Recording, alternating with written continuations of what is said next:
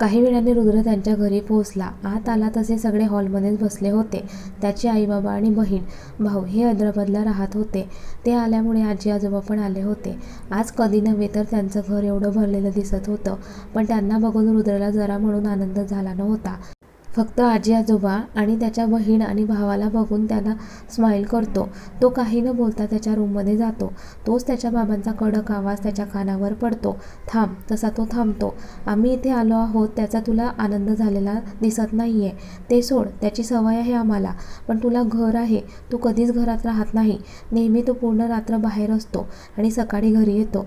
रुद्र त्यांच्याकडे रागाने पाहत, मी काय करतो, कुठे जातो याबद्दल तुम्ही मला काहीही विचारणार नाही आणि एवढा हक्क पण तुम्हाला नाहीये. तुम्ही येथे आला आहात तर प्रेमाने राहा. माझ्या गोष्टींमध्ये अजिबात ढवळाढवळ करू नका. अरे पण त्या दिवशी मी तुला सांगून गेलो होतो ना, मायरा इथे एकटी आहे. मग तुला नाही का तिची काळजी वाटत? हे बघा, मी त्या दिवशीच तुम्हाला स्पष्ट सांगितले होते. मग आता पुन्हा तो विषय का काढत आहात? आणि मला मायरापेक्षा माझ्या भावाची काळजी आहे. तुम्हाला तिची काळजी घ्यायची असेल तुम्ही घ्या. उगाच माझ्यावर लादू नका.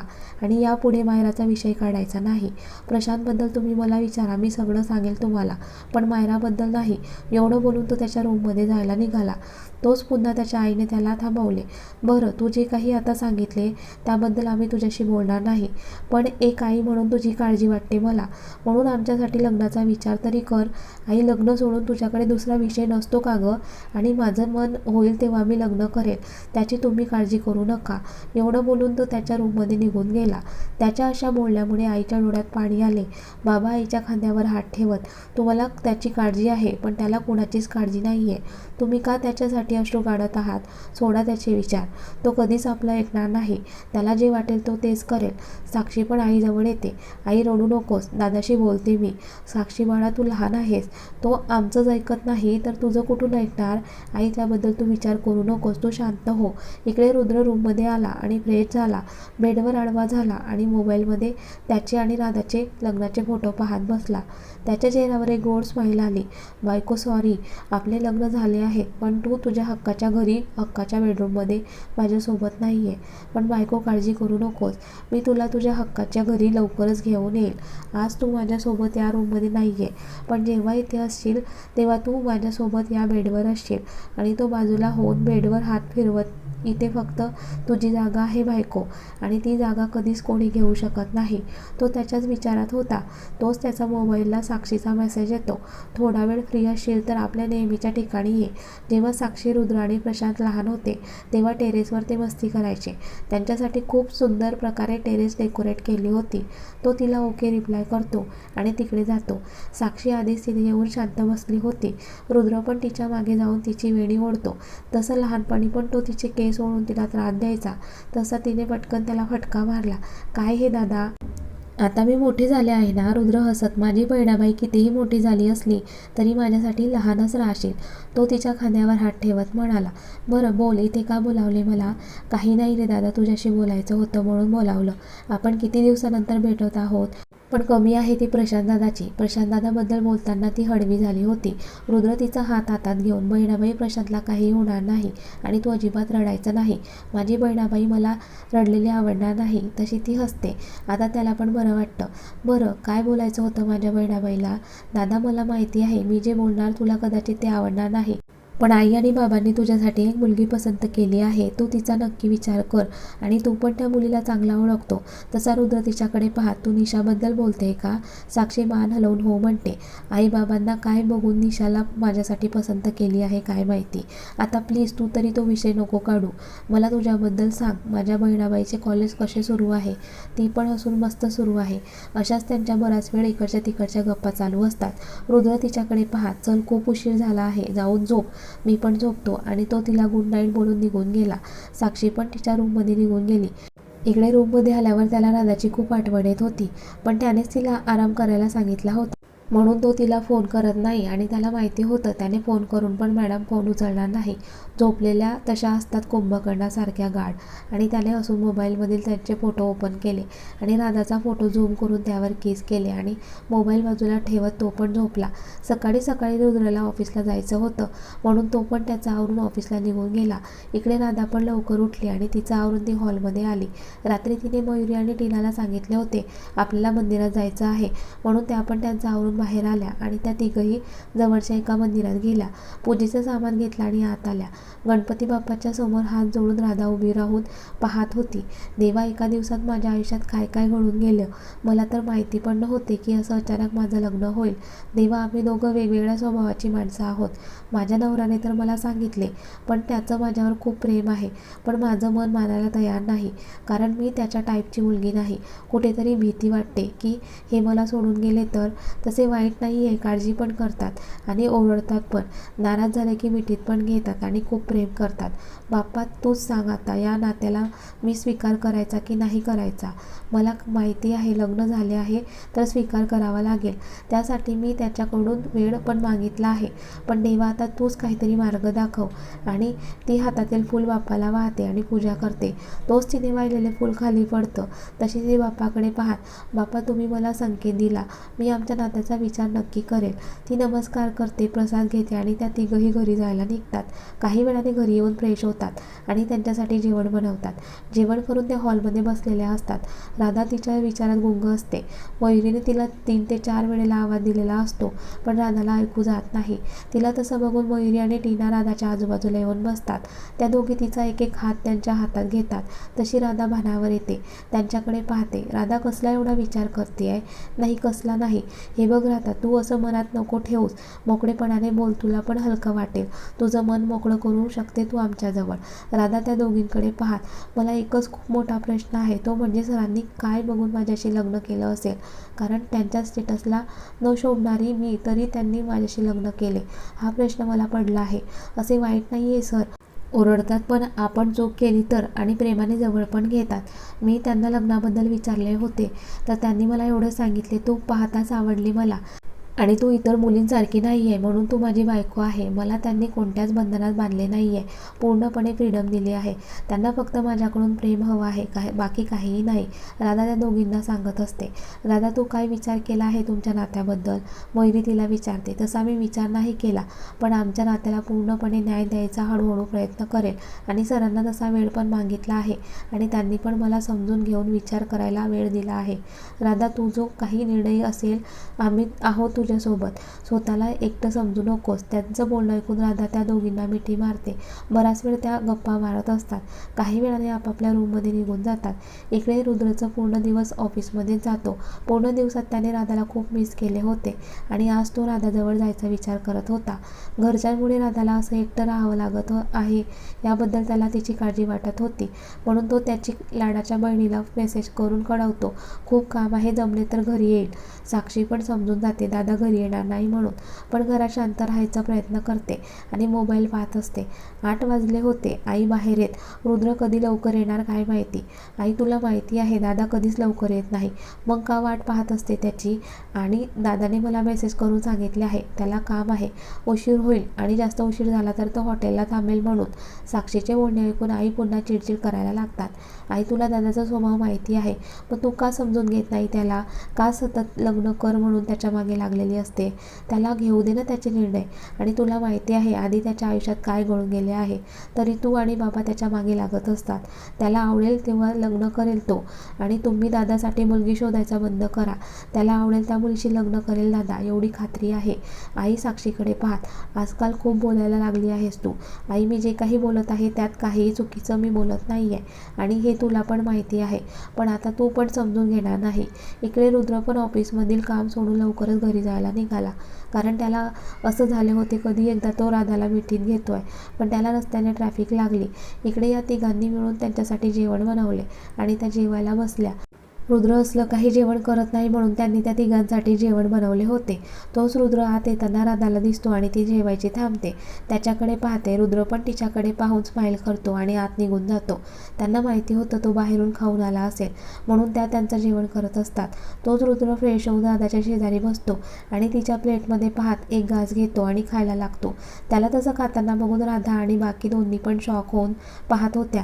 त्यांना त्यांच्या डोळ्यावर विश्वासच बसत नव्हता. तो आपला आरामात जेवण करत होता. तो त्याच्या खाली ताटात पाहत, तुम्ही तिघंही मला असंच पाहत राहणार आहात का? तशा त्या पटकन जेवण करायला लागतात. त्याला हसू येतं. मी पण माणूस आहे. तुम्हाला वाटत असेल एवढ्या मोठ्या कंपनीचा मालक काही वेगळं खात असेल, तर असं काही नाही. मी पण तुमच्यासारखं जेवण करायचो, भाजी पोळी. पण जसा जसा मोठा होत गेलो तसं मी बदलत गेलो.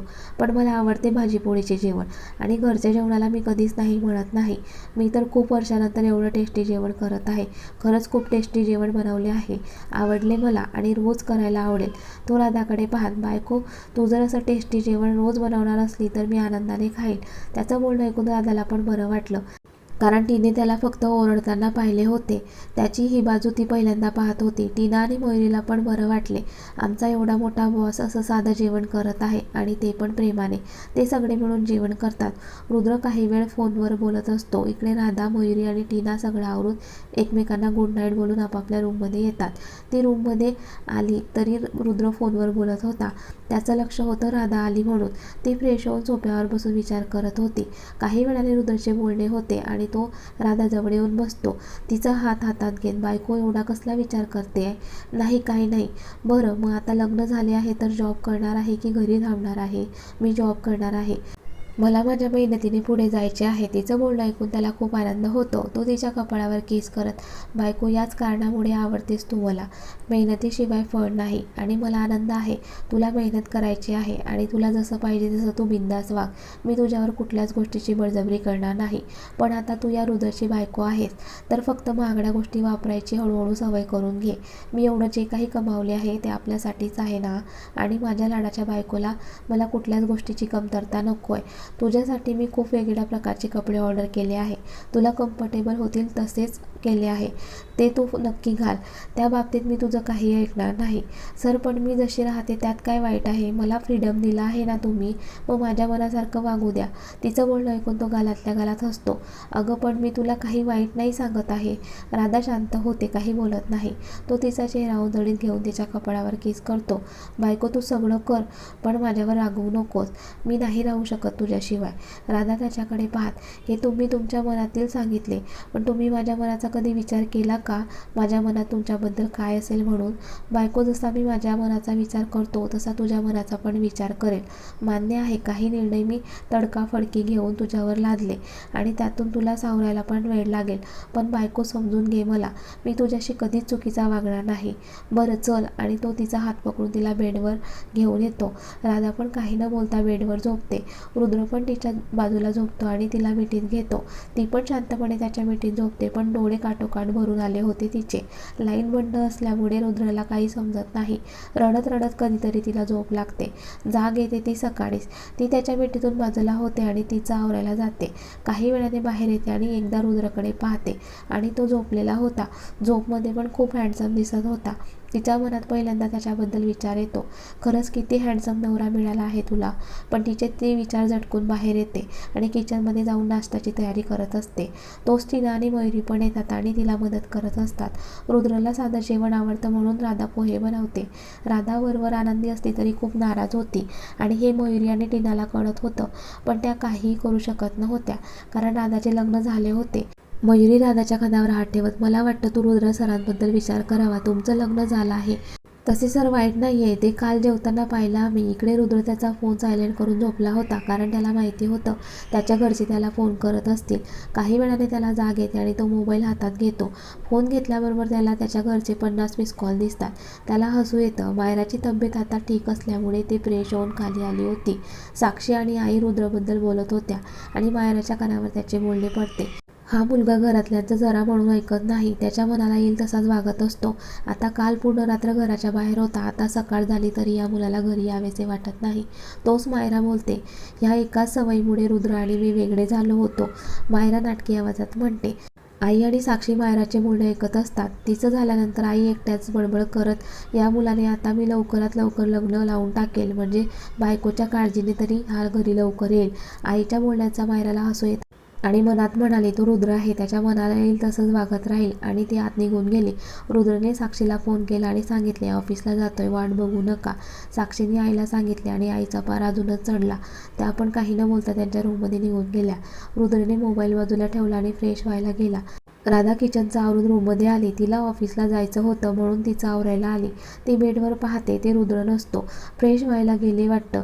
ती रूममधील सामान नीट ठेवत असते.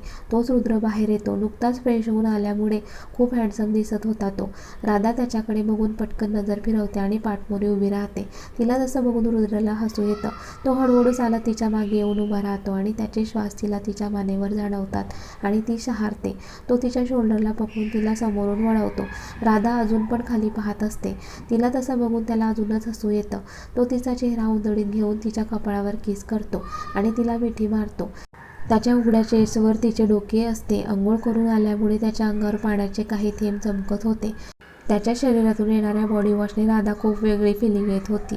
रुद्र हळूहळू तिच्या पाठीवरून हात फिरवत असतो आणि त्याच्या होणाऱ्या स्पर्शाने राधा शहारत होती. आता त्याचे ओठ तिच्या मानेवरून फिरत ओठांकडे येतील तशी ती पटकन त्याच्या ओठांवर हात ठेवते. रुद्र तिच्याकडे पाहत, राधा मी आवडत नाही का तुला? नाही सर, असं काही नाहीये. तुम्ही सगळ्या गोष्टीत परफेक्ट आहात. मीच तुमच्यासमोर कमी पडते. उलट माझ्यापेक्षा चांगली तुम्हाला भेटली असती दुसरी. आपल्या ऑफिसमध्ये बघा किती मुली तुमचे स्वप्न पाहत असतात. रुद्र तिच्या डोळ्यात पाहत, तू नाही पाहिले कधी माझे स्वप्न? आणि तू दुसऱ्या मुलींचे सांगते, पण बायको म्हणून तुला जास्त वाईट वाटायला पाहिजे की माझ्या नवऱ्याने त्याला असल्या दुसऱ्या मुलींनी पाहिलेलं मला आवडणार नाही, त्यांच्यावर फक्त माझा हक्क आहे, हे सगळं तू बोलायला पाहिजे. तर तू दुसऱ्याच पद्धतीने विचार करतेस राधा. तुला वाटत असेल की आपलं लग्न झालं आहे, तू या नात्याचा स्वीकार केला नाही म्हणून मी दुसऱ्या मुलींचा विचार करावा. अहो, मला असं नव्हतं म्हणायचं. तुम्ही वेगळा अर्थ घेत आहात. रुद्र हसून, तुझ्या तोंडून अहो ऐकायला आवडेल मला. किती गोड बोललीस अहो. आजपासून तू मला अहोच म्हणत जा. आणि अजून एक, तू तुझे विचार बोलून दाखवले, पण एक लक्षात ठेव, बायको आहेस माझी, मी मनापासून स्वीकार केले आहे. माझ्या व्यतिरिक्त तुला कोणी पाहिलेलं मला अजिबात आवडणार नाही. तो तिच्या गालावरून हात फिरवत म्हणाला आणि तिच्या डोळ्यात पाहत, ऑफिसला जायचं आहे आणि आज माझी बायको तिच्या आवडीचे कपडे देईल, तोच घालून जाणार मी. राधा त्याच्याकडे पाहत, हो देते. आणि ती त्याच्यासाठी एक शॉर्ट पॅन्ट ब्लेझर काढते. इकडे रुद्रला अक्षयचा फोन येतो आणि रुद्र एका महत्त्वाच्या मीटिंगबद्दल अक्षयसोबत बोलत असतो. त्याचं बोलणं झाल्यावर तो आत येतो. राधाने शॉर्ट पॅन्ट ब्लेझर काढून बेडवर ठेवले होते आणि ती तिचा आवरायला जाणार. तोच रुद्र तिचा हात पकडून तिला जवळ ओढतो. तशी ती त्याच्या छातीवर जाऊन धडकते. तो तिला घट्ट मिठी मारत, बायको तुला असं जवळ घेतलं की किती सुकून मिळतो मला. बायको तू स्वतः अशी कधी मिठीत घेणार मला? त्या दिवसाची मी आतुरतेने वाट पाहत आहे. बायको सोबत जाऊया ना ऑफिसला? राधा नाही म्हणून मान हलवते. बरं ठीक आहे, काही दिवस त्यानंतर आपण सोबतच ऑफिसला जाऊ, तो हसत म्हणतो. तो तिचा चेहरा उंजळीत घेऊन तिला किस करू लागला. त्याचे हात तिच्या पाठीवरून फिरत नाजूक कंबर जवळ आले आणि तो तिच्या पोटावरून त्याचे बोटे फिरवू लागला. त्याच्या अशा वागण्यामुळे राधाला गुदगुल्या होत होत्या आणि त्या गडबडीत तिचे हात त्याच्या पाठीवर जातात आणि ती त्याला घट्ट मिठी मारते. तिच्या हाताचा स्पर्श होताच रुद्र तिला अजून जोरात किस करत असतो. ती साथ देत नसली तरी तो तिच्या ओठांचे रसपान घेत असतो. काही वेळाने बाजूला होत, राधा मला दुसरं काहीही नकोय, फक्त तुझं प्रेम हवंय, तुझा सहवास. राधाला मान्य नसले तरी तो जवळ आला की तिला वेगळी फिलिंग यायची, पण अजून तिचे मन मानायला तयार नव्हते. रुद्र हसून तिच्या कपाळावर किस करतो आणि तिला बाजूला करतो आणि त्याचा आवरत असतो. ती पण बाहेर येऊन नाश्त्याची तयारी करते. रुद्र आरशात पाहत त्याच्या ओठांवरून बोट फिरवत, बायको मला माहिती आहे आपल्या नात्याचा स्वीकार करायला तुला वेळ हवा आहे, पण जेव्हा तू पूर्ण मनाने आपल्या नात्याचा स्वीकार करशील तेव्हा तू पण माझ्यावर खूप प्रेम करशील, खात्री आहे मला. तो त्याचा आवरून खाली येतो आणि त्यांच्यासोबत नाश्ता करतो. अधूनमधून राधाकडे पाहत असतो, पण ती मात्र खाली बघून नाश्ता करत असते. त्याचं होतं तसा तो तिघींना बाय बोलून निघून जातो. त्या तिघींचा पण नाश्ता होतो.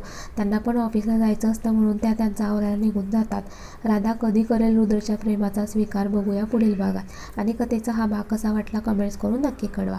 आणि व्हिडिओला लाईक, शेअर आणि लाईव्ह मराठी स्टोरी चॅनलला सबस्क्राईब करायला विसरू नका. धन्यवाद.